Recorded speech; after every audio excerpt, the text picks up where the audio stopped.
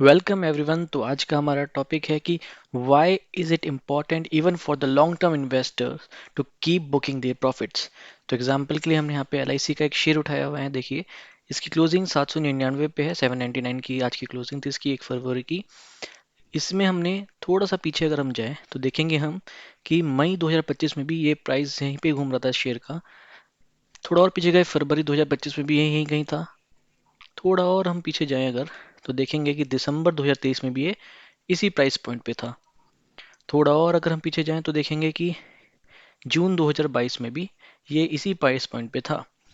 तो जो इन्वेस्टर जून 2022 में या दिसंबर 2023 में इसमें इन्वेस्ट करके बैठे होंगे और ये सोच रहे होंगे कि इसमें अभी हम 2-3 साल जो हैं इसको हम लॉन्ग करेंगे, पोजीशन इसमें हम होल्ड करके रखेंगे, तो उन इन्वेस्टर्स के लिए जो है ये बिल्कुल इसने कोई रिटर्न नहीं दिया होगा। ये ज़ीरो प्रॉफिट, और ज़ीरो प्रॉफिट भी नहीं, इसको मैं कहूँगा नेगेटिव प्रॉफिट इसने दिया, क्योंकि 2-3 साल पहले जो 100 रुपये में चीज़ आ रही थी वही चीज़ अब 105, 110 या 120 रुपये की आ रही होगी। तो उस पॉइंट से भी आज के टाइम में अगर उन्होंने सेम मेंटेन किया हुआ है तो उन्होंने अपनी परचेजिंग पावर जो है उसको ड्रॉप कर दिया, उसको गिरा दिया। एक और एग्जांपल अगर हम लेंगे एचडीएफसी बैंक का, तो ये देखो 922 के आसपास इसकी क्लोजिंग है। थोड़ा पीछे अगर इसमें हम जाएं तो आप देखेंगे कि ये अप्रैल 2025 में भी इसी पॉइंट पे था।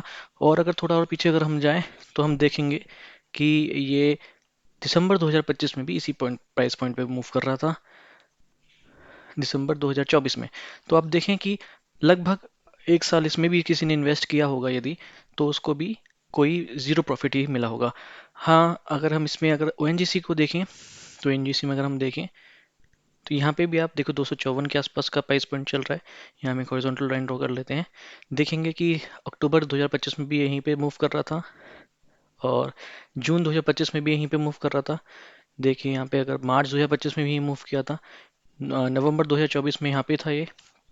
एंड इनफैक्ट आप देखेंगे कि मई 2024 और जनवरी 2024 में भी ये इसी प्राइस पॉइंट पे था।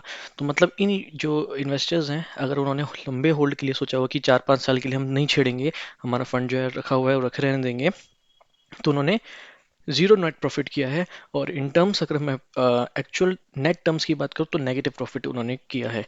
इससे अच्छा किसी बैंक में रखते या एफडी करते तो उसमें ज़्यादा प्रॉफिट उनको मिलता। तो इससे हमको ये सीख मिलती है कि ये सारे अच्छे अच्छे, बड़ा पीएसयू है, ये अच्छा बड़ा बैंक है, ये एक बहुत ही स्ट्रॉन्ग फंडामेंटल्स वाले शेयर्स हैं। ऐसे नहीं है कि किसी वीक फंडामेंटल्स की बात कर रहा हूँ।